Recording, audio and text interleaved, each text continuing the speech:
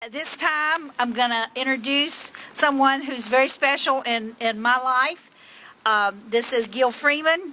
Gil, I consider my brother. He is absolutely my mentor. He and Joe Barrow. Joe will be calling in at 2:30 from California. He wanted to be here but couldn't get away from the school. Gil is going to speak to us on Court Watch. He is a tremendous asset to the cause. Gil has traveled all night long. He drove all night to get here from Georgia, as he did the last time, and he's totally dedicated to the work.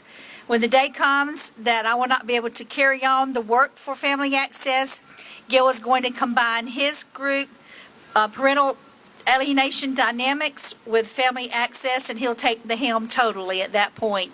And I could not ever think of anybody that will be better at knowing and resting in my mind and my heart that he's going to get the job done. But I'm not going anywhere anytime soon, mind you, but just to let you know, he'll be the man. And come on, brother. And this guy is awesome, and he really works for the cause. So this is Gil Freeman, my brother.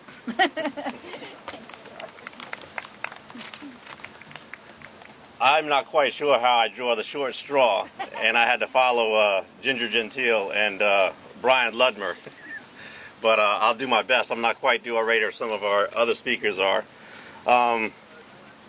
Just to reiterate what Elaine has said already, the difference between a movement and a moment is sacrifice.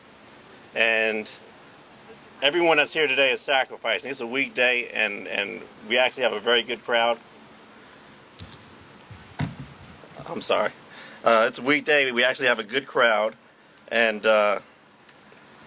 Elaine is a champion of children's rights, and that is what it's all about. It is about the children. So I can't thank her enough for having us all here today and organizing this. I have a tendency to run my mouth a little bit too long and get myself in trouble, so she has put a muzzle on me for today. So I just wanted to talk about basically court watching and sacrifice. Many of you are grandparents, and you may be retired, so then you may have time to actually spend it. If you have time to watch Judge Judy, you might have a little time to spend a little time in the courts and see exactly what's going on in our courts, just to help the judges, make good decisions when they see voters in the courtroom, or you may write a blog. You want to be the leadership that you seek to find. So anyone can do this and court watch. I would advise just taking a brief online civics course just to familiarize yourself with constitutional law. It's very simple. It's not intimidating at all. And even in addition to that, just understand the court rules and the law for yourself, so you understand when a mistake is made, and you can actually.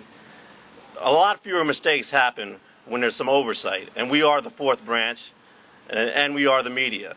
So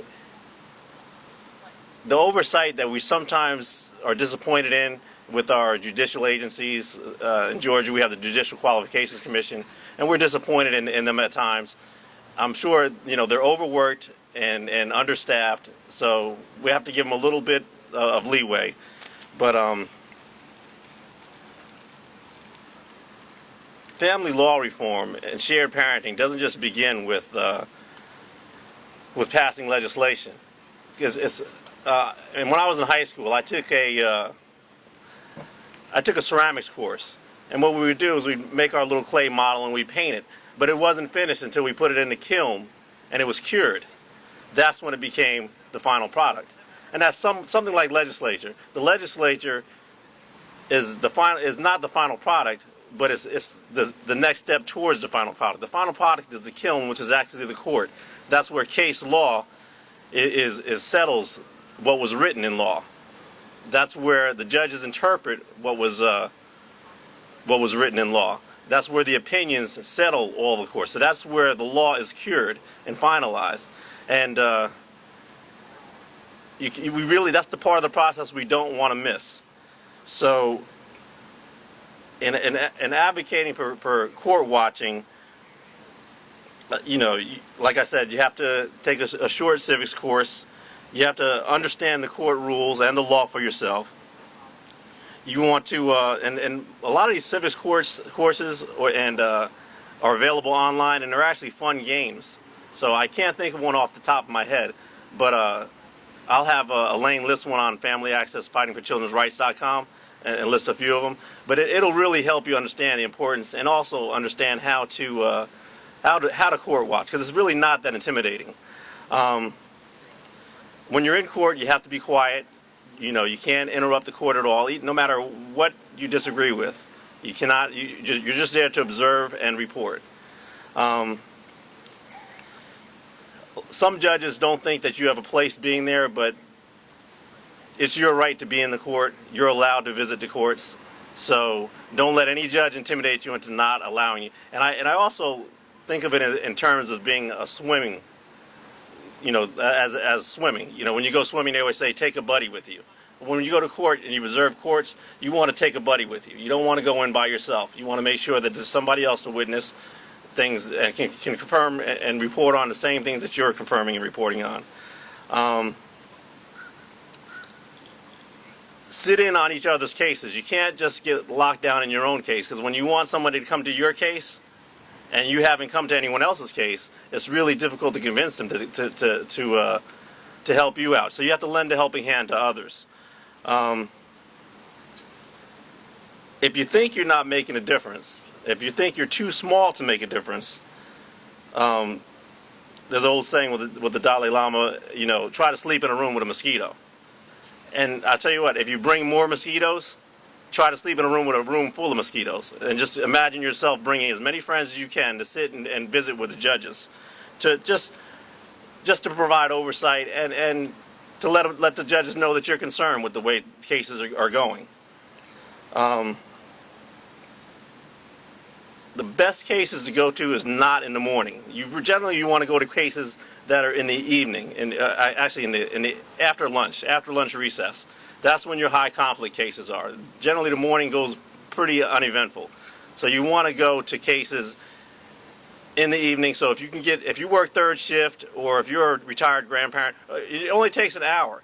Just after work, go anytime between 1:30 and 5:30. And you'll actually find those are actually interesting cases to sit in on. I guarantee you won't be bored.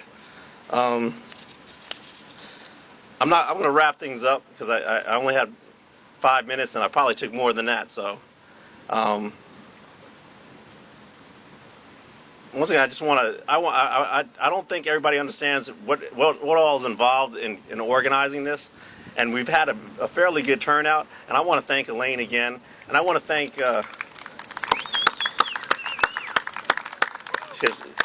she's brilliant, and she says I'm her mentor. She's my mentor, trust me. She taught me to walk the halls of the General Assembly 2 years ago when we came out here. So I'd also like to acknowledge Chuck McNulty and anyone else that was out here 2 years ago with us, and that made it back out again, and Michael and Ginger for coming all the way across the country, just like Joe Bauer did 2 years ago, coming all the way across the country to join us. So if we can just give them a hand for coming out. And I'm going to turn the reins back over to my sister, Elaine.